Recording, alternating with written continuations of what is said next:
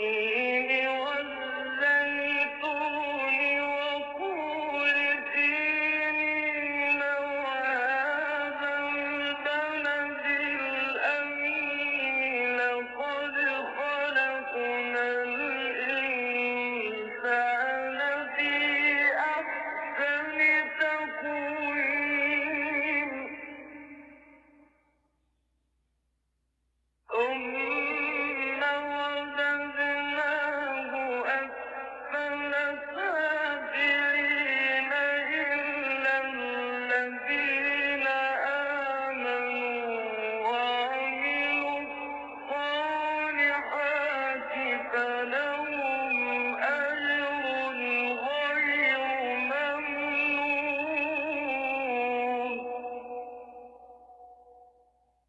فما يكذبك بعد بالدين